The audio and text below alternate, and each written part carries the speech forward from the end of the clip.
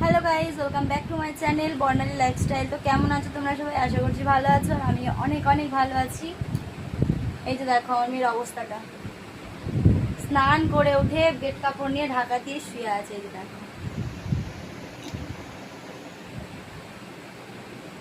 মামাম। তো চলো, আজকেও সেম রোজকার মতো আজকেও বাড়িতে কেউ নেই, মানে বাড়িতে কেউই থাকে না বুঝতে গেলে। ঠিক আছে, আমি আর আমার মামামি থাকি, কেউ থাকে না। তো রোজকারের মতো আজকেও প্রায় 12টা বাজতে যায়। এখন আমি রান্না বসাইনি, বাট বসাবো। তো তোমরা কেমন আছো বলো। আর চলো কী কী রান্না করি বা কী করি দেখো।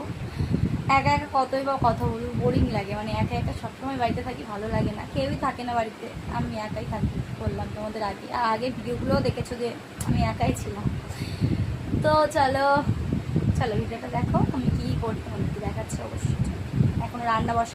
তো এই যে দেখো আমি এখন বসে পড়েছি সবজি কাটতে, কেন রান্না বসাবো বললাম, মানে সবজি কাটতে বসে পড়েছি। আর কি কি কাটছি তোমরা একবার দেখে নাও। এই যে দেখো এদিকে কিন্তু আমি পটলটা কাটছিলাম। এই যে দেখো এদিকে রয়েছে অনেক রকমের সবজি, এদিকে শাক রয়েছে, এদিকে পটল, ঢেঁড়স, আলু সব কিছুই রয়েছে। গরম যা পড়েছে না, এখন রিচ খাবার খাওয়া তো একদমই মানে ঠিক না, মানে পারবো না এই গরমে রিচ খাবার খেতে। তো আমাদের এমনি সিম্পল রান্নাটা হবে আজকে, হালকা পাতলা এমনি ডাল হবে একটু, আর এই ভাজাভুজি হবে। তো চলো তোমরা দেখো, দেখতে থাকো। আর কী কী রান্না করছি আমি অবশ্যই দেখিয়ে দিচ্ছি। তো চলো আমি ঝটপট সবজিটা কেটে নিই, তোরা ভিডিওটা দেখো। তো চলো আজকে এই যে দেখো এদিকে কিন্তু ভাতটা আমি বসিয়ে দিয়েছি, আর এদিকে কড়াটা বসিয়ে দিয়েছি। আর এই যে পটল কেটে রেখেছি, পটলটা ভাজা করব। আলু অ্যান্ড এখানে রয়েছে ঢেঁড়স। আজকে আমাদের বাড়িতে এই ভাজা ভুজি অ্যান্ড আমের ডাল দিয়ে ভাত খাওয়া হবে।